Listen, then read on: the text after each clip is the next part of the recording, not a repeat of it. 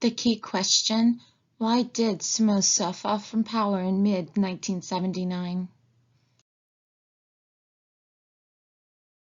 Until early 1979, it was unclear if Somoza would be removed or continue to the end of his term in office. While he had little support politically, this mattered little when he controlled the National Guard and the majority of the economy and was supported by the United States.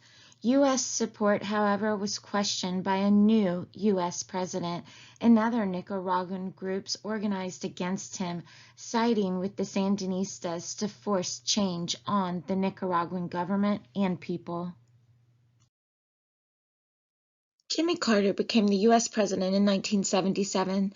The U.S. government soon announced that its support should no longer be considered automatic and that it was concerned about corruption, human rights, and democracy, especially mentioning Nicaragua as a case in point. This encouraged those in opposition to Somoza. While he disregarded these statements as meaningless, he believed that he would maintain U.S. support in the face of Marxist-leaning rebels, since the world was still in the midst of the Cold War. The Terceristas made contact with various business leaders and landowners in early 1977, encouraged by growing U.S. dissatisfaction with Somoza. Many of the Terceristas themselves were related to the economic classes, making connections easier. This approach was the idea of Sergio Ramirez and Humberto Ortega. Ramirez was a well-known writer, and Ortega was a Sandinista who lived in exile in Costa Rica. Both men, members of the Sandinistas, although Ramirez's membership was kept secret, created a plan for bringing in non-Marxists to expand the appeal of the group to help achieve their overall goals. This plan had three tenets. One, the future political system would allow multiple political parties. Two, the economy would consist of both private and government-owned businesses, a mixed economy. And three, the nation would not be aligned with any other international power, meaning neither the U.S. or the USSR. On the basis of these tenets, several business leaders, lawyers, and others discussed the formation of an anti-Somoza coalition with the Terceristas. Ortega cemented the growing relationship by stating that these educated men would fill most government positions in the future since they were most qualified. On July 25, 1977, Somoza had a heart attack and went to the United States for medical treatment. He soon returned to Nicaragua, confined to his house while he recovered. Shortly afterwards, he ended the extreme measures put in place after the Christmas party raid and reestablished constitutional law, which included freedom of the press. Immediately, though, critics of the regime publicly published a demand for Somoza's resignation and also for a new head of the National Guard that was not related to him. His half-brother Jose remained the director of the National Guard. In October 1977, Terceristas decided that a series of spectacular attacks on National Guard positions might incite a general rebellion against Somoza's government. The attacks on two National Guard barracks were failures, as participating Sandinistas were killed, captured, or retreated into Costa Rica. No national rebellion occurred. Many in Nicaragua, primarily youth, were impressed by these bold actions in the face of overwhelming power of the National Guard. The government believed, however, that the Sandinistas were of no consequence, as there were fewer than 1,000 Sandinistas in all three factions.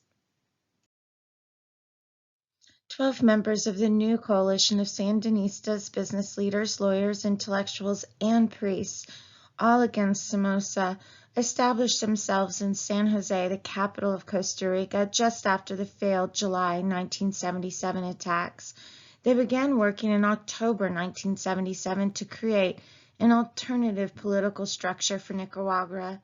This group soon was known as Los 12, or the 12. The 12 decided on four main things. They decided that Sandinistas would be a part of any future Nicaraguan government. They also decided that political affiliations of Los Doce members would be kept secret to present a united front to the world.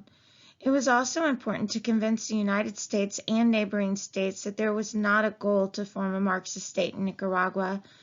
And lastly, the focus of their international efforts should be Somoza's corruption, the single-party state system, and human rights violations in Nicaragua. The Archbishop Bravo, who negotiated with the Sandinistas during the Christmas party raid, created the Committee of National Dialogue just as the Los Doce group began to function. He feared Sandinista guerrilla actions would eventually lead to a civil war, since they might soon be joined by growing numbers of people dissatisfied with Somoza's regime. He also believed Somoza and his family had become a problem and labeled them the cause of Nicaragua's crisis. The committee was soon led by Alfonso Rubela, the president of COSIP. The committee unofficially came to the conclusion that the Somoza family needed to be transitioned from power. Their general ideas were that Somoza should agree not to run for president again after his term expired in 1981. There should be free elections at the end of 1980. The president's half-brother, Jose Somoza, should be removed from being head of the National Guard, and a slow but sure change in government would prevent civil war and not disrupt the country's economy. The committee met with Somoza in December 1977. He agreed to continue discussions with them about the possibilities of a transition, but no talks could take place before local elections scheduled for February 1978. He may have feared that any concessions would have led to more effective opposition. The U.S. ambassador to Nicaragua also came to the conclusion that Nicaragua needed to transition from Somoza, but the U.S. State Department was divided. Some wanted Somoza removed from power, while others believed he should remain, since he was a Cold War ally and friendly to U.S. businesses. But over 1978 to 79, Somoza's regime did lose support. Political opposition gained momentum in 1978. Somoza's main political opponent was killed, new coalitions of opponents were formed, and international pressure became increasingly important. Chamorro was the most famous opposition leader in Nicaragua and seen as the probable successor to Somoza if Somoza would allow free elections in 1980. He was head of the newspaper La Prensa, and his reporters continually investigated and exposed corruption in both the government and the Somoza family. He was also the founder of UDEL, the Opposition Alliance. Then, on January 10, 1978, he was shot around 20 times by 3 gunmen as he drove to work. He died, and tens of thousands of people escorted his body to his home. People believed he was killed because of his opposition to Somoza. Chamorro's funeral was attended by 10,000 people, while about 50,000 people rampaged through the streets in anger, attacking businesses and destroying cars and buses. The Construction Workers Union began a strike on January 23rd to protest at the government's supposed involvement in Chamorro's death, and on January 24th, COSIP members joined the strike, which lasted for several weeks. The government soon caught the men who confessed to killing Chamorro for $15,000 per man. This was paid for by a U.S. physician after La Prensa published negative articles about him and his business. The government charged them with murder. No one was sure what to believe, and a rumor began that Somoza's eldest son, Anastasio, might have ordered the killing or was associated with the U.S. physician. What was certain is that the initial reaction to the murder demonstrated that people believed Somoza was capable of having the opposition killed, that they were tired of his presidency, and that they wanted a change in Nicaragua's government. Since Chamorro was seen by many as a probable replacement for Somoza in the future governing system, His death required them to look elsewhere for political leadership in a potential post-Somoza Nicaragua. Chamorro's death caused the Committee of National Dialogue to cancel its talks with Somoza. Groups that had called earlier for a transition government to remove the Somoza dynasty now called for its immediate replacement. The assassination seemed to many to indicate that the old system of lightly punishing opposition had ended. Now one might simply be shot, even if the government claimed that they had nothing to do with the assassination. In the least, the assassination proved that one thing that the Somoza family had always provided, public order, was now gone.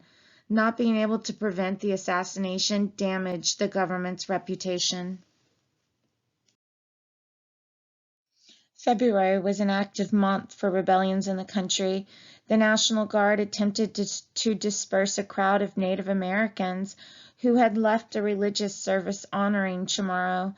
The people fought back with the few weapons they owned, and Sandinistas soon arrived to help coordinate the resistance. The number of dead was perhaps 200, primarily Native Americans. Soon there were attacks by youths on the National Guard all over Nicaragua.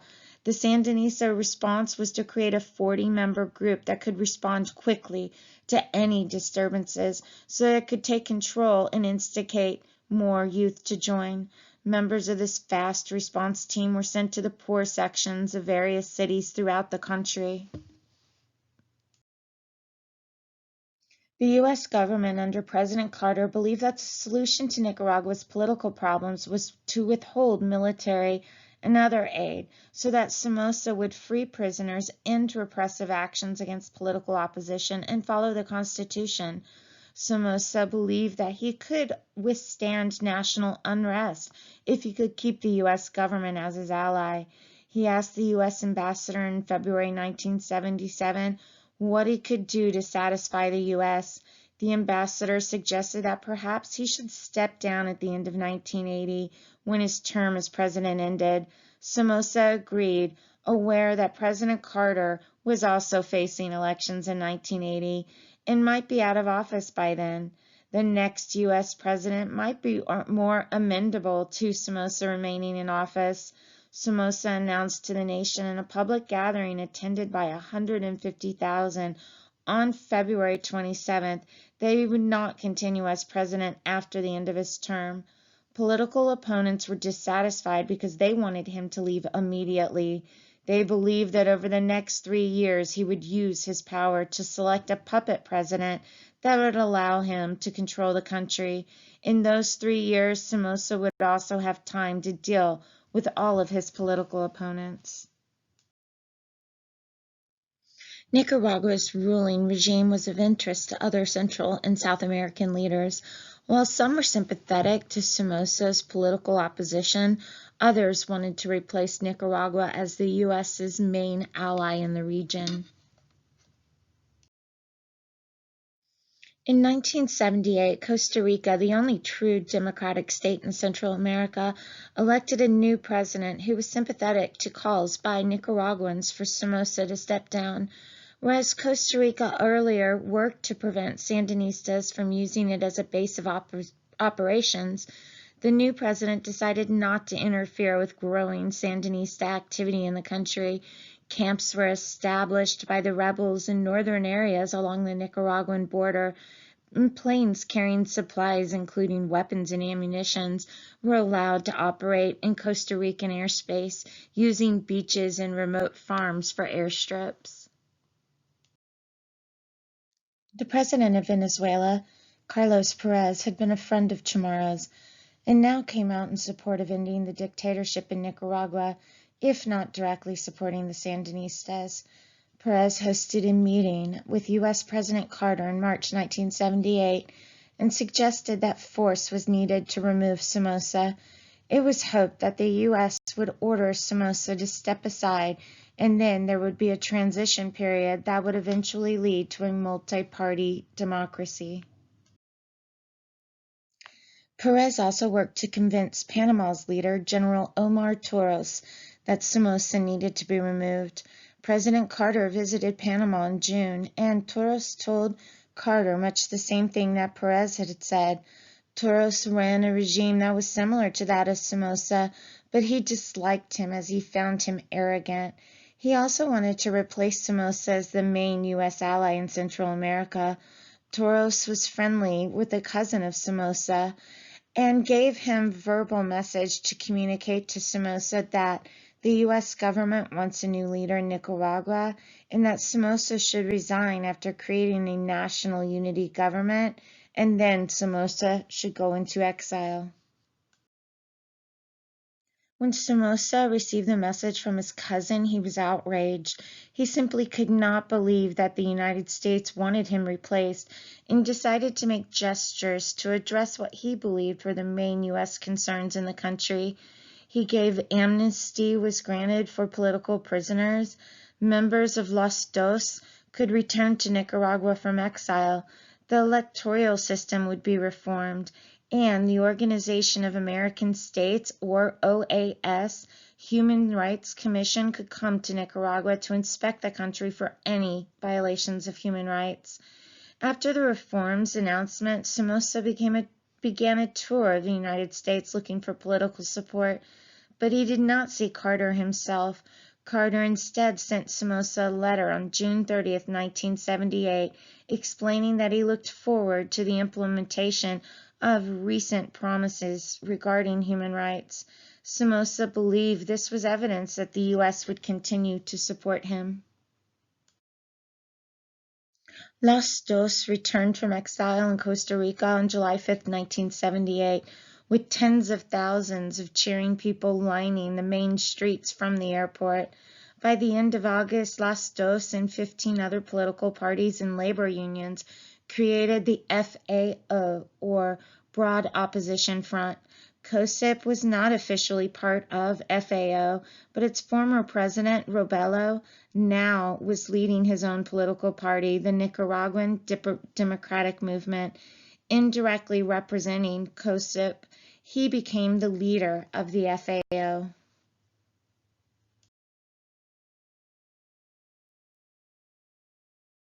On August 21st, the FAO announced a 16-point plan regarding the end of Somoza's rule. This included plans for the end to Somoza's control over the National Guard and the creation of a united government on Somoza's departure. Catholic bishops also called on Somoza to resign in a letter at about the same time, adding further pressure to the regime.